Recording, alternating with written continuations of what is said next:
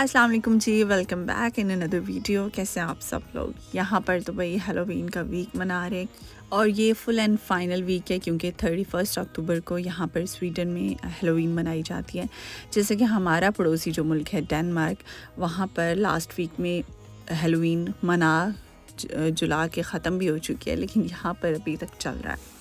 तो बस यहाँ पर अभी बच्चों की इस वीक से छुट्टियाँ भी हो जाएंगी ऑटम की, तो वो भी वीक अभी बच्चों की खुशियों का है और साथ साथ ये हेलोवीन का भी है। बस हर चीज़ ही हेलोवीन के ही स्टाइल की आ गई है। पास्ता भी हो गया, चॉकलेट्स हो गई, स्नैक्स हो गए, तो सब चीज़ें इसी तरह की आ गई।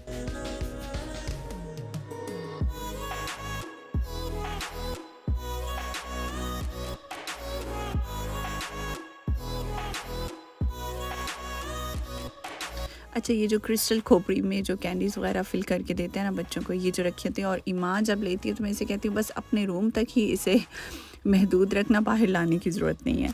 एनीवेज़, बच्चों की छोटी छोटी एक्टिविटीज़ लगी रहती हैं। मेरा जी स्कूल स्टार्ट हो रहा है, तो मैं आप लोगों के साथ व्लॉग शेयर करूँगी फ्रॉम द लास्ट वीकेंड। तो चलें जी, अपना व्लॉग स्टार्ट करते हैं। आज ही हमारी लास्ट छुट्टी है और आपको पता है लास्ट डे था ना मेरा, तो मुझे इतने सारे काम याद आए हुए थे। वैसे आप लोगों के साथ भी ऐसा होता है, मेरे साथ तो ये बहुत बड़ा इशू है कि मुझे पता हो ना कि अब टाइम कम है, तो उसमें मुझे और ज़्यादा काम याद आते हैं। तो अब आज लास्ट डे था, तो मुझे लगा कि नहीं, अभी ये भी पोर्शन रहता है, ये भी रहता है, तो मैं इसको भी क्लीन कर लूँ। लेकिन वैसे वाकई में मेरे कुछ काम रहते भी थे और मुझे लग रहा था नहीं, मैं इनको भी कंप्लीट कर लूँगी तो मुझे ज़्यादा सुकून मिलेगा।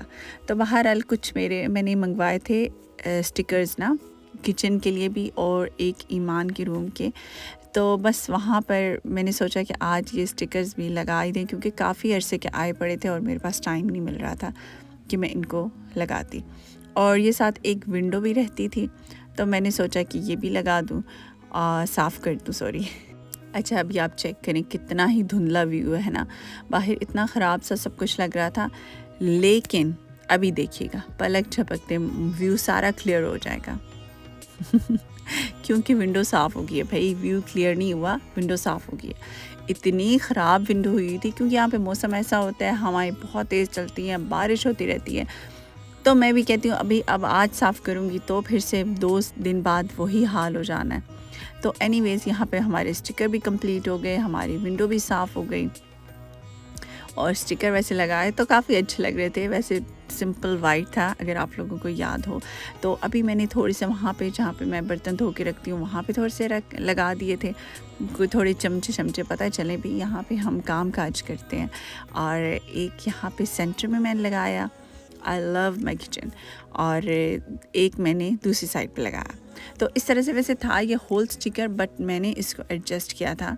वैसे आप बताइएगा कैसी एडजस्टमेंट हुई, अच्छी लग रही है ना। और ये जो स्टिकर्स थे, ये वैसे ही मुझे बहुत अच्छा लगा था देखने में कि 1-2 शाखें थी और उनके ऊपर बर्ड्स थे, स्पैरोज़ बैठी थी, और ये मुझे इतने अच्छे लगे, मैंने कहा किसी न किसी ना जगह पे मैं ज़रूर लगाऊंगी। तो मैंने इनको इस तरह से लगाया।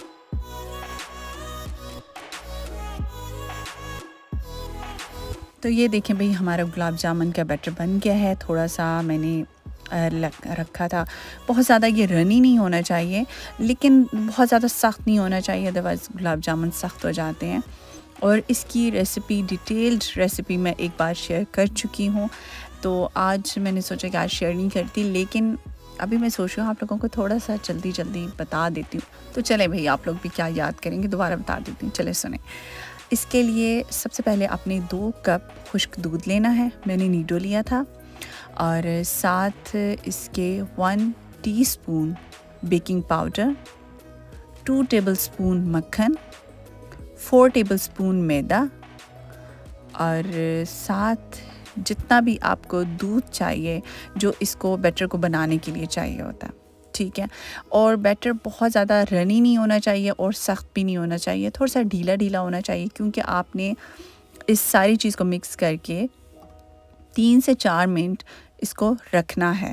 ढक के आप रख दें, इतना तक आप शीरे की चीज़ करें, शीरे को प्रिपेयर करें, साथ आप ऑयल गरम करने के लिए रख दें, तो ये दोनों चीज़ें साथ साथ बन जाएंगी। शीरा कैसे बनाते हैं? शीरा मैंने लिया था 3 कप चीनी के।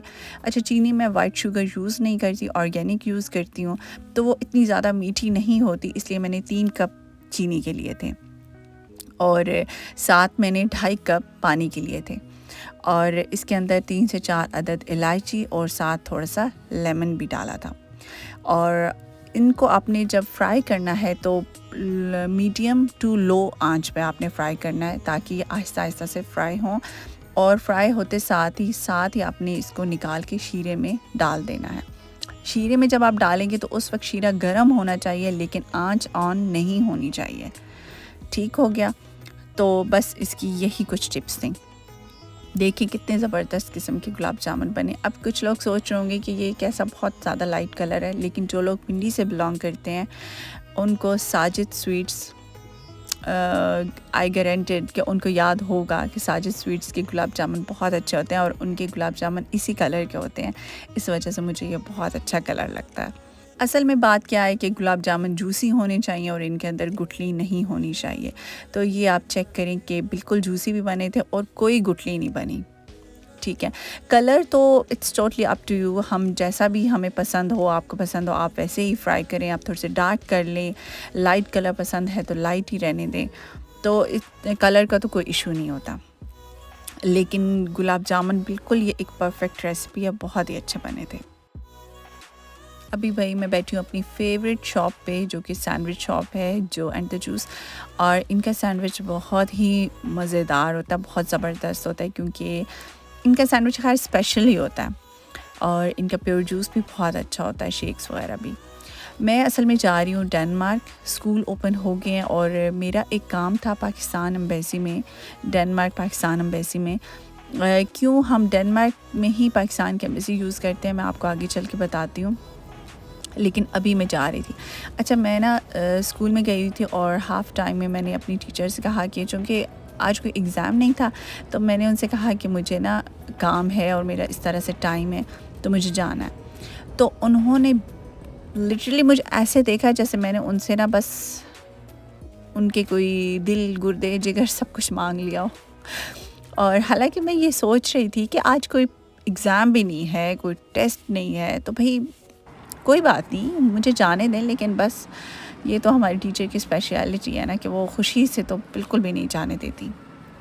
उन पे हो तो वो यही कहें कि दुनिया के सारे काम छोड़ छाड़ के खैर बस में क्या हो, वो हमेशा यही कहती हैं हमें कि जो कोर्स आप लोगों ने सिलेक्ट किया हुआ इसमें आप लोगों को 24 आवर पढ़ना चाहिए, कम से कम खाना चाहिए, कम से कम सोना चाहिए, नो सोशल ताल्लुकात, कोई कहीं पे आना जाना बस ख़त्म करें। तो बहरहाल मुझे आज जाना ज़रूरी था और मैंने सोचा कि आज परफेक्ट टाइमिंग है, आज मैं चली जाती हूँ ताकि अपना काम भी कराऊँ।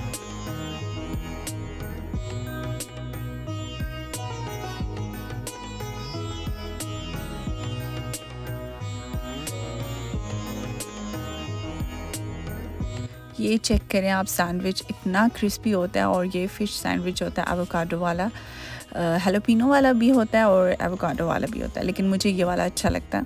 खैर कभी मूड हो ज़्यादा स्पाइस खाने का तो वो वाला मैं ले लेती हूँ, लेकिन ये वाला मुझे ज़रा ज़्यादा अच्छा लगता है।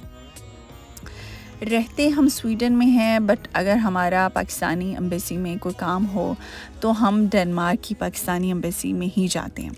ऐसा क्यों है भाई? क्योंकि स्वीडन में जो पाकिस्तानी एम्बेसी है, पाकिस्तानी सफारत खाना, वो स्टॉकहोल्म जो यहाँ का कैपिटल है स्टॉकहोल्म, वहाँ पे मौजूद है और वो माल्मो से बहुत ज़्यादा दूर है। ठीक है, और जो यहाँ पे डेनमार्क का है कोपेनहेगन, वो हमें बहुत ज़्यादा करीब है, क्योंकि मैं कई दफ़ा बता चुकी हूँ कि वो बहुत कम फासले पे मौजूद है। माल्मो और जो डेनमार्क का जो फ़ासला है वो 20 मिनट्स का है बाय ट्रेन, तो वो बहुत ज़्यादा करीब पड़ता है। तो इसलिए जब भी हमें कोई काम होता है तो हम डेनमार्क ही आते हैं। मैं स्टेशन से ऊपर आई तो बस मुझे यहाँ से लेनी थी और यहाँ पर आप देखें कि ये जो स्पेशल यूनिफॉर्म में आप लोगों को नज़र आ रहे हैं ये कौन हो सकते हैं? जी, यहाँ पर मलका का महल इस बिल्डिंग्स के पिछली साइड पे है और इनका ताल्लुक भी महल से है। लेकिन आप सिर्फ ये चेक करें कि ये लोग सिग्नल्स पे रुके हुए थे, कोई वीआईपी, इनके लिए कोई प्रोटोकॉल नहीं था कि अब ये सिग्नल्स को भी फॉलो नहीं करेंगे, भाई सब कुछ रुक जाएगा। नहीं, आम आवाम की तरह सब कुछ उसी तरह से ही फॉलो करते हैं। मैं एक्चुअली साथ-साथ आपको थोड़ा-सा डेनमार्क भी दिखाना चाहती होती हूँ कि आप लोग दोनों चीज़ों को एंजॉय कर लें। और यहाँ पर मैं पहुँच गई पाकिस्तानी एम्बेसी। अच्छा, आपको पता है मुझे ना पाकिस्तानी एम्बेसी का यहाँ पर टाइम सिर्फ 12 बजे तक होता है, जो कि बहुत ही ज़्यादा शॉर्ट है। और मैं तो आज बिल्कुल ही रहने वाली थी, क्योंकि मैं 12 होने में से जब 10 मिनट रहते थे, बल्कि 10 मिनट से भी कम, तो मैं फटाफट से एक बार अंदर इंटर हो गई और अंकल से मेरा काम हो गया। अच्छा, जब यहाँ पर अपने झंडे को देखा ना, तो दिल का धड़कना ऐसा तेज़ हो गया ना कि मैं क्या बताऊँ। ये सिर्फ वही लोग समझ सकते हैं जो कि परदेश में बैठे हैं, और जब वो अपने झंडे को देखते हैं तो वो उनको कैसा फ़ील होता है, सिर्फ वही ये फीलिंग समझ सकते हैं। बहरहाल शुक्र अल्हम्दुलिल्लाह काम हो गया था और मैं वापस जाने के लिए बस में बैठ चुकी हूँ। तो देखते हैं, अपना सफ़र शुरू करते हैं। अच्छा, मैं सुबह पहले स्कूल और फिर वहाँ से यहाँ पर आई, और ये चूँकि मेरे लिए काफ़ी लंबा दिन हो रहा था, तो मैंने सोचा था कि आज मैं कहीं पे भी नहीं रुकूँगी, बस सीधी अपना काम करके और वापस चली जाऊँगी। लेकिन जब मैं यहाँ पर ना अपनी पप्पो के घर के आगे से गुज़री, उनके घर के करीब से ही बस गुज़रती है। जब मैं गुज़री तो बस मैं फिर वहाँ पे बग़ैर सोचे समझे ना उतर गई। हालाँकि मेरा कोई प्लान नहीं था, लेकिन जब वहाँ से गुज़री ना तो ऐसे मेरे दिल को कुछ हुआ। तो मैंने कहा नहीं, मैं पप्पो को मिले बग़ैर कभी भी नहीं जा सकती, अदरवाइज़ मुझे बहुत ज़्यादा ना टेंशन रहेगी और दुःख होगा। बस तो फिर मैंने सोचा कि जितना भी लेट हो जाएगा ना कोई बात नहीं, लेकिन मैं पप्पो को मिले बग़ैर नहीं जा सकती। तो बस जी, यहाँ पर मैं बस मुझे पता नहीं है कि मैं किस स्टॉप पे उतरी थी। मैं क्योंकि बस ज़रा घूम के आती है, और ये वो स्पेशल बस थी जो बाहर से जाती है और एम्बेसीज़ की तरफ। तो ये वो, अच्छा मैं उतर तो गई, अब मुझे समझ ना लगे कि मैं जाऊँ किधर और घर कैसे पहुँचूँ उनके। फिर मैंने सोचा कि हस्बैंड को कॉल करूँ, फिर मैंने कहा अगर उनको कॉल की ना तो वो तो मुझे पहले थोड़ी-सी बातें भी सुनाएँगे, फिर साथ एड्रेस तो बता देंगे। लेकिन उनकी बातें सुनने से अच्छा है कि मैं खुद से ही ना वो ऑन करूँ ट्रैकर और पहुँच जाऊँ उनके घर। यहाँ से वो बता रहा था कि 10 मिनट्स की वॉक है। तो ख़ैर, इलाका तो ज़ाहिर है वही सारा मैं जानती हूँ और पुराना वास्ता है इस इलाके से। लेकिन चूँकि यहाँ पे डेनमार्क की ना सारी बिल्डिंग्स ही एक जैसी हैं भई, कोई पता ही नहीं चलता कि कौन-सी गली किधर जा रही है। लेकिन ख़ैर, लेकिन मैं पहुँच ही गई विदिन 15 मिनट्स, ठीक है ना, ज़्यादा टाइम भी नहीं लगा। अच्छा, यहाँ पर ये जो सारी जगह है ना, मुझे बहुत इनसे आशनाई है, ज़ाहिर है यहीं पे घूम-घूम के और सारा टाइम यहीं पे गुज़रा है, और इन गलियों में तो काफ़ी ज़्यादा चक्कर लगते रहे, इसलिए तो पता है सारा। अच्छा, ये ना यहाँ पे ऑटोमेटिक पार्किंग की जगह है, यहाँ से आप एंटर होते हैं, आप ऑनलाइन करते हैं पेमेंट वगैरह सब कुछ, यहाँ से डोर ओपन होता है, और आप जब एंटर होते साथ ही खड़े होते हैं ना अंदर, तो वो लिफ्ट ऑटोमेटिकली आपको नीचे ले जाती है, और अंडरग्राउंड इस रोड के नीचे सब पार्किंग ही पार्किंग बनी हुई है। अच्छा, मैंने ना पप्पू को बताया हुआ नहीं था, तो मैं पप्पू के घर के करीब आई, तो फिर मैंने पप्पू को सरप्राइज़ भी दिया एक किस्म का कि हाँ मैं आ रही हूँ। तो वो भी बहुत खुश हुई, और उनके घर उनकी छोटी-छोटी ये प्रिंसेस भी आई हुई थी, अमाया और अलाइज़ा, ये पप्पू की पोतियाँ हैं, और इन्होंने ना टॉयलेट के आगे सारे अपने स्टॉल लगाए हुए थे। तो मैंने इनसे पूछा कि ये क्या कर रही हैं? तो कहती हैं हमने शॉप लगाया, बुटीक लगाया हुआ है। तो ये बस कभी-कभी रहने के लिए आती हैं अपनी दादों के पास, या वीकेंड गुजारने के लिए आती हैं। लेकिन अभी चूँकि आजकल ये पाकिस्तान जाने की तैयारियाँ कर रही हैं, तो इस वजह से यहाँ पे आई हुई थी एक दिन पहले दादों को मिलने। ये जी डेनमार्क का सबसे जो कह सकते हैं आप इसको, कोपेनहेगन का सेंट्रल एरिया, या आप इसको सबसे बिज़ी एरिया कह सकते हैं, नोरेब्रो।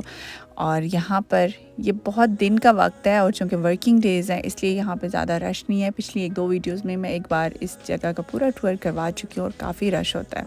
मैं पहुँच गई हूँ वापस स्टेशन, और इंशाल्लाह मैं यहाँ पर स्वीडन के लिए अब ट्रेन लूँगी। और आप लोग भी अपना बहुत सारा ख्याल रखिएगा। आपसे चाहूँगी यहीं पे इजाज़त, क्योंकि ट्रेन आने में से बहुत कम टाइम रह गया, और मुझे भी इस तरह सब भागने वालों की तरफ फुर्ती थोड़ी सी दिखानी पड़ेगी। तो ओके जी, बाय बाय, अल्लाह हाफ़िज़, टेक केयर।